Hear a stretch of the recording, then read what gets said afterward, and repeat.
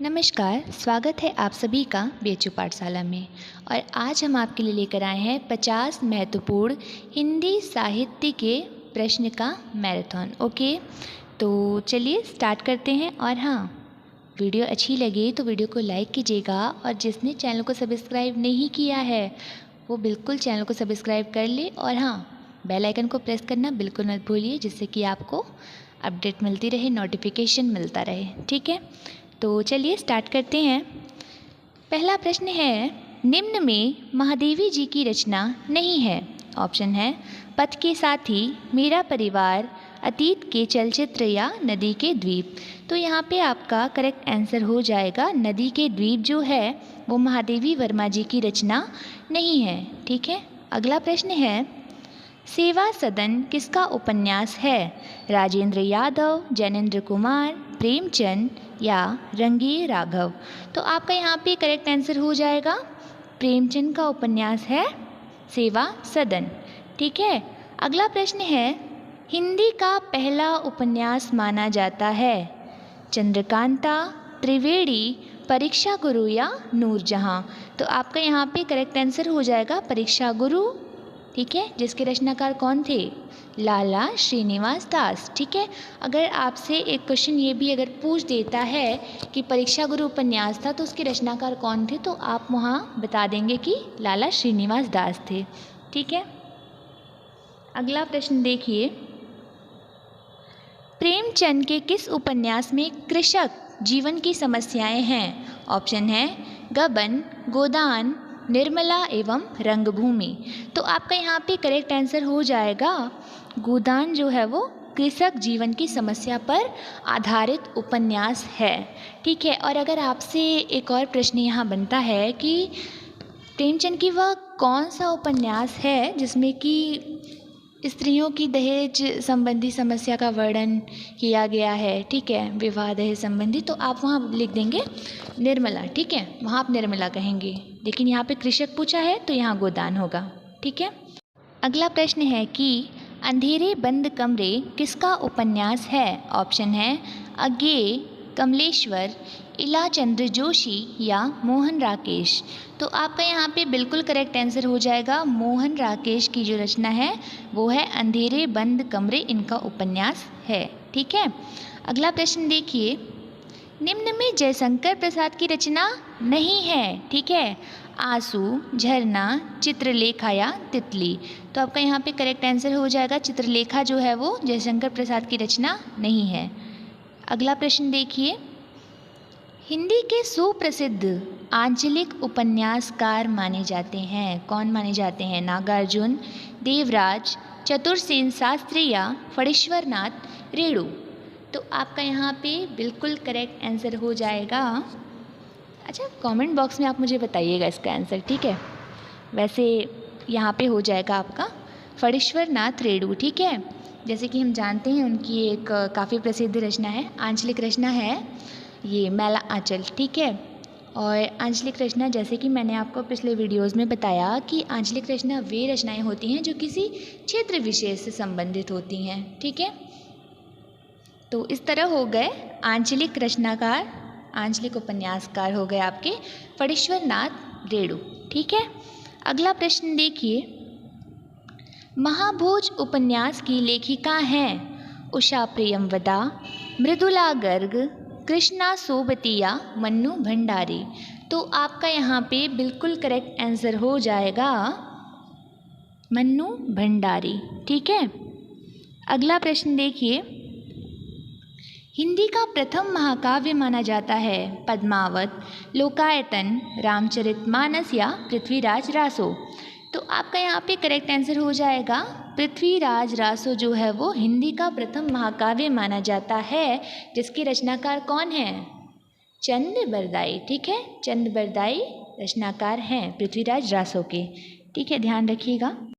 अगला प्रश्न है कि कौन सी रचना आधुनिक काल का राम काव्य मानी जाती है। ऑप्शन है रामचंद्रिका, साकेत, पउम चरियु या रामचरित मानस। ठीक है।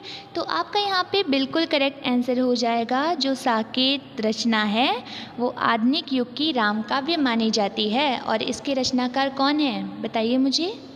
मैथिली शरण गुप्त हैं, ठीक है। मैथिली शरण गुप्त इसके रचनाकार हैं, जो कि आधुनिक युग के तुलसी माने जाते हैं, ठीक है। अगला प्रश्न है कि भारत भारती के रचनाकार हैं प्रेमचंद, निराला, जैनेन्द्र कुमार या मैथिली शरण गुप्त। तो आपका यहाँ पे बिल्कुल करेक्ट आंसर हो जाएगा मैथिली शरण गुप्त, ठीक है। जैसा कि हम जानते हैं उनकी जो भारत भारती रचना थी उस पर उन्हें राष्ट्र कवि की उपाधि मिली थी, और उन्हें ये उपाधि आपके महात्मा गांधी जी ने दी थी, ठीक है। अगर आपसे प्रश्न पूछा जाता है, एक और यहाँ पे एक प्रश्न बन जाता है कि राष्ट्र कवि की उपाधि किस कवि को मिली थी, तो आपके हो जाएंगे मैथिली शरण गुप्त। और अगर ये प्रश्न बनता है कि किसके द्वारा दी गई थी, तो वो हो जाएंगे आपके महात्मा गांधी द्वारा, ठीक है। अगला प्रश्न है कि किस काल को स्वर्णकाल कहा जाता है? रीतिकाल, आदिकाल, भक्ति काल या आधुनिक काल। तो आपका यहाँ पे करेक्ट आंसर हो जाएगा भक्ति काल को स्वर्णकाल कहा जाता है, ठीक है। अगला प्रश्न है कामायनी किस प्रकार का ग्रंथ है? खंड काव्य, मुक्तक काव्य, महाकाव्य या चंपू काव्य। तो आपका करेक्ट आंसर हो जाएगा कामायनी महाकाव्य है, ठीक है। अगला प्रश्न है विद्यापति के पदावली की भाषा क्या है? विद्यापति जो कवि थे, वो जो उनकी पदावली रचनाएं थी उसकी भाषा क्या है, वो किस भाषा में रचनाएं करते थे अधिकतर? तो मैंने आपको पिछले वीडियोस में बताया भी था, याद कीजिए। तो यहाँ पे आपका करेक्ट आंसर हो जाएगा मैथिली, क्योंकि उन्हें मैथिली कोकिल भी इसीलिए कहा जाता है, ठीक है, क्योंकि वो मैथिली भाषा में अधिकतर रचनाएं उनकी थी, ठीक है, ध्यान रखिएगा। अगला प्रश्न देखिए, शेष कादंबरी के रचयिता कौन हैं? नरेश मेहता, बाणभट्ट, हजारी प्रसाद द्विवेदी या अलका सरावगी। तो आपका यहाँ पे करेक्ट आंसर हो जाएगा अलका सरावगी, ठीक है। अगला प्रश्न है ध्रुव स्वामिनी नाटक के रचनाकार हैं राम कुमार वर्मा, राम वृक्ष बेनीपुरी, जयशंकर प्रसाद या भारतेंदु हरिश्चंद्र। तो आपका यहाँ पे करेक्ट आंसर हो जाएगा जयशंकर प्रसाद जो है वो ध्रुव स्वामिनी नाटक के रचनाकार हैं, ठीक है। अगला प्रश्न देखिए, पूस की रात कहानी के रचनाकार कौन हैं? प्रेमचंद, निराला, शिव पूजन सहाय या जयशंकर प्रसाद। तो आपका यहाँ पे करेक्ट आंसर हो जाएगा प्रेमचंद जो है वो पूस की रात कहानी के रचनाकार हैं। अगला प्रश्न है चिंतामणि किसका निबंध संग्रह है? काफ़ी प्रसिद्ध है, बताइए मुझे। जयशंकर प्रसाद, रामचंद्र शुक्ल, महावीर प्रसाद द्विवेदी या महादेवी वर्मा। तो आपका यहाँ पे करेक्ट आंसर हो जाएगा आचार्य रामचंद्र शुक्ल का निबंध संग्रह है चिंतामणि, ठीक है। अगला प्रश्न है पल्लव किसकी रचना है? सुमित्रा नंदन पंत, ज्ञानेंद्र कुमार, जयशंकर प्रसाद या शिव पूजन सहाय। तो आपका यहाँ पे करेक्ट आंसर हो जाएगा सुमित्रा नंदन पंत की काफ़ी प्रमुख रचना है पल्लव, ठीक है। अगला प्रश्न देखिए, निर्गुण भक्ति काव्य के प्रमुख कवि हैं तुलसीदास, सूरदास, कबीरदास या रसखान। तो आपका यहाँ पे करेक्ट आंसर हो जाएगा कबीरदास।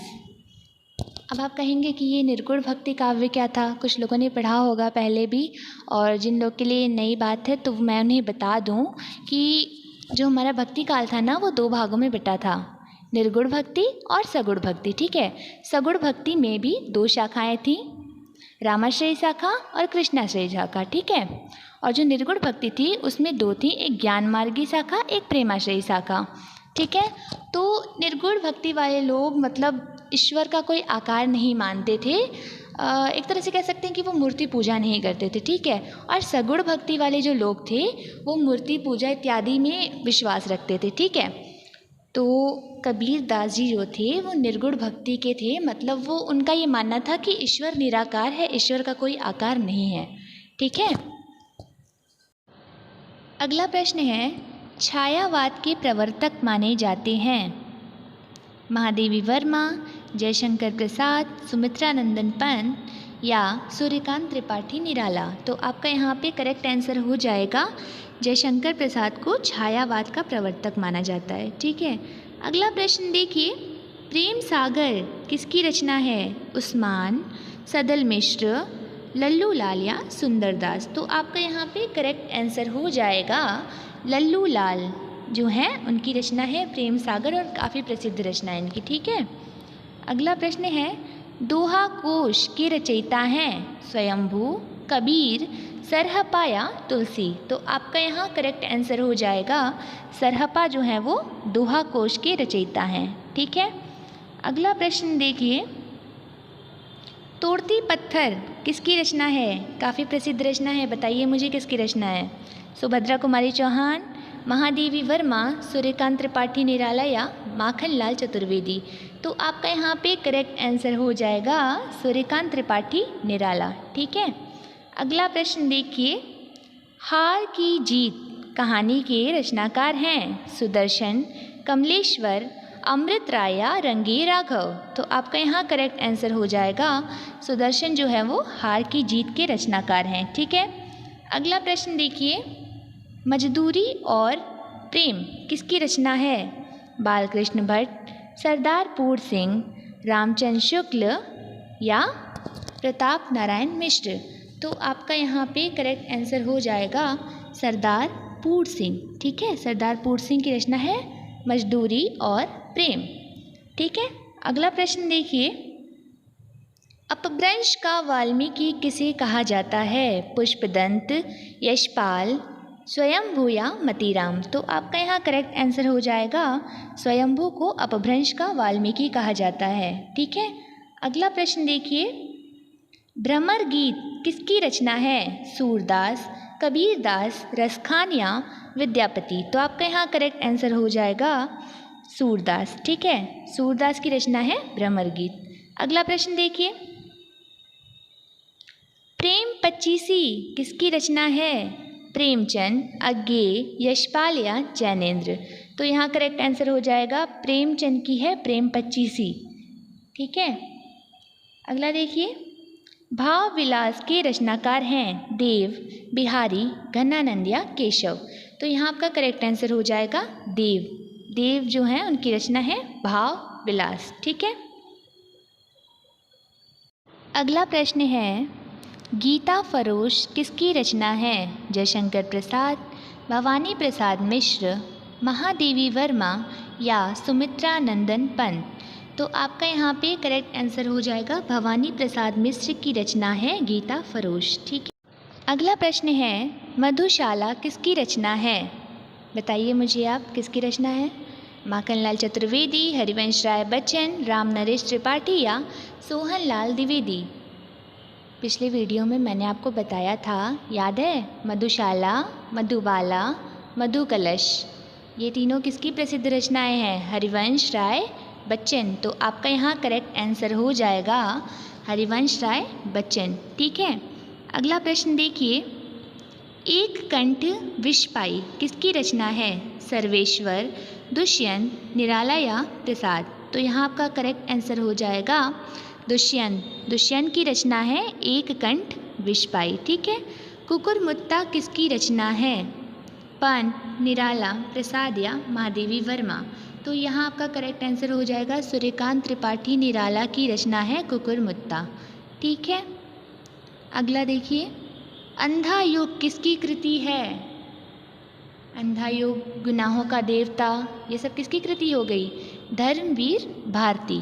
ठीक, अगला प्रश्न है, आवारा मसीहा के लेखक हैं या आवारा मसीहा किसकी रचना है? शरद चंद्र, अमृत राय, विष्णु प्रभाकर या धर्मवीर भारती। तो यहाँ आपका करेक्ट आंसर हो जाएगा विष्णु प्रभाकर। ठीक है, और ये जो जीवनी थी आवारा मसीहा जो थी वो जीवनी विधा की रचना थी। ठीक है, और ये शरद चंद्र की जीवनी थी। अगर आपसे पूछा जाएगा कि आवारा मसीहा किसके जीवन पर आधारित रचना है तो आप कह देंगे कि शरद चंद्र। अगला प्रश्न है, रक्षाबंधन नाटक के रचनाकार हैं? ऑप्शन है गोविंद दास, मोहन राकेश, हरि कृष्ण प्रेमी या भारतेंदु हरिश्चंद्र। तो यहाँ आपका करेक्ट आंसर हो जाएगा हरि कृष्ण प्रेमी की जो रचना है वो रक्षाबंधन है। ठीक है। अगला प्रश्न देखिए, दूसरी परंपरा की खोज के लेखक हैं रामचंद्र शुक्ल, नामवर सिंह, जैनेन्द्र कुमार या महादेवी वर्मा। तो आपका यहाँ करेक्ट आंसर हो जाएगा नामवर सिंह जो हैं वो दूसरी परंपरा की खोज रचना के लेखक हैं। ठीक है। अगला प्रश्न है, क्या भूलूं क्या याद करूं किसकी आत्मकथा है, या क्या भूलूं क्या याद करूं आत्मकथा के लेखक कौन हैं? ऑप्शन है प्रेमचंद, अमृत राय, रामविलास शर्मा या हरिवंश राय बच्चन। तो आपका यहाँ करेक्ट आंसर हो जाएगा हरिवंश राय बच्चन। ठीक है। अगला प्रश्न है, कलम का सिपाही किसकी रचना है? प्रेमचंद, विष्णु प्रभाकर, अमृत राय या धर्मवीर भारती। तो यहाँ आपका करेक्ट आंसर हो जाएगा अमृत राय की रचना है कलम का सिपाही। अगला प्रश्न है, लोकायतन किसकी रचना है? ऑप्शन है महादेवी वर्मा, जयशंकर प्रसाद, सुमित्रा नंदन पंत या सूर्यकांत त्रिपाठी निराला। तो यहाँ आपका करेक्ट आंसर हो जाएगा सुमित्रा नंदन पंत की रचना है लोकायतन। अगला प्रश्न है, साखी के रचनाकार हैं या साखी किसकी रचना है? ऑप्शन है कबीर, तुलसी, जायसी या रहीम। तो यहाँ आपका करेक्ट आंसर हो जाएगा कबीर। ठीक है, कबीर दास जी की रचना है साखी, क्योंकि इनकी एक रचना है बीजक जिसके 3 भाग हैं, साखी, सबद, रमैनी। ठीक है। मेरी तिब्बत यात्रा किसकी रचना है? श्री राम शर्मा, महादेवी वर्मा, राहुल सांकृत्यायन या बनारसी दास चतुर्वेदी। तो यहाँ आपका करेक्ट आंसर हो जाएगा राहुल सांकृत्यायन की जो रचना है वो मेरी तिब्बत यात्रा है। ठीक है। अगला प्रश्न देखिए, चंदायन किसकी रचना है? कुतुबन, मुल्ला दाऊद, देवकी नंदन खत्री या महादेवी वर्मा। तो आपका यहाँ करेक्ट आंसर हो जाएगा मुल्ला दाऊद की रचना है चंदायन। ठीक है। अगला प्रश्न है, मैथिली शरण गुप्त की रचना नहीं है। ठीक है, ध्यान रखिएगा, नहीं है। साकेत, यशोधरा, जयद्रथ वध या हनुमान बाहुक। तो यहाँ आपका करेक्ट आंसर हो जाएगा हनुमान बाहुक जो रचना है वो मैथिली शरण गुप्त की नहीं है, क्योंकि ये रचना तुलसीदास जी की है। ठीक है। अगला प्रश्न देखिए, अर्धनारीश्वर उपन्यास के लेखक हैं धर्मवीर भारती, विष्णु प्रभाकर, प्रभा खेतान या नंददास। तो यहाँ आपका करेक्ट आंसर हो जाएगा विष्णु प्रभाकर की रचना है अर्धनारीश्वर, मतलब उनका उपन्यास है। ठीक है। तुम चंदन हम पानी किसकी कृति है? ठीक है, कुबेर नाथ राय, डॉक्टर नागेंद्र, शिव पूजन सहाय या विद्यानिवास मिश्र। तो यहाँ आपका करेक्ट आंसर हो जाएगा विद्यानिवास मिश्र की कृति है तुम चंदन हम पानी। ठीक है। अगला प्रश्न है, कौन सा नाटक भारतेंदु जी का नहीं है? ऑप्शन है भारत दुर्दशा, अंधेरी नगरी, स्वर्ण विहार या चंद्रावली नाटिका। तो यहाँ आपका करेक्ट आंसर हो जाएगा स्वर्ण विहार जो है वो भारतेंदु जी का नाटक नहीं है। ठीक है। अगला प्रश्न है, माटी की मूर्तें किसकी कृति है? ऑप्शन है महादेवी वर्मा, राम वृक्ष बेनीपुरी, रामधारी सिंह दिनकर या जयशंकर प्रसाद। तो यहाँ आपका करेक्ट आंसर हो जाएगा राम वृक्ष बेनीपुरी जी की कृति है माटी की मूर्तें। ठीक है। तो हमारा अगला एवं अंतिम प्रश्न है, गंगा छवि वर्णन किसकी रचना है? ऑप्शन है मैथिली शरण गुप्त, जयशंकर प्रसाद, भारतेंदु हरिश्चंद्र या लक्ष्मी नारायण। तो यहाँ आपका करेक्ट आंसर हो जाएगा भारतेंदु हरिश्चंद्र। ठीक है। इसी के साथ हमारे 50 महत्वपूर्ण हिंदी साहित्य के प्रश्न समाप्त होते हैं। तो आई होप वीडियो आपको बहुत अच्छी लगी होगी। तो वीडियो को लाइक कीजिएगा, शेयर कीजिएगा और चैनल को सब्सक्राइब कर लीजिएगा जिसने नहीं किया है, और बेल आइकन को प्रेस कर लीजिएगा। ठीक है, जिससे कि आपको नोटिफिकेशन मिलती रहे। ठीक है। तो काफ़ी नज़दीक हैं आपके एंट्रेंस एग्ज़ामिनेशन, बहुत अच्छे से तैयारी आप लोग की चल ही रही है, देखा है मैंने। और आप लोग कमेंट बॉक्स में मुझे ये बताइएगा कि आज के जो सेशन में हमने क्वेश्चन किए थे उसमें से किसके कितने करेक्ट हुए हैं, किसके कितने रॉन्ग हुए हैं। ठीक है। तो यही है कि बिल्कुल टेंशन मत लीजिए, आप बहुत अच्छा करेंगे, मुझे पूरा यकीन है कि आप अपना बेस्ट देंगे। ठीक है। और BHU पाठशाला परिवार की तरफ से आपको हार्दिक शुभकामनाएं आपके एग्ज़ाम के लिए। ठीक है, और हंसते रहिए, मुस्कुराते रहिए। हर हर महादेव। धन्यवाद।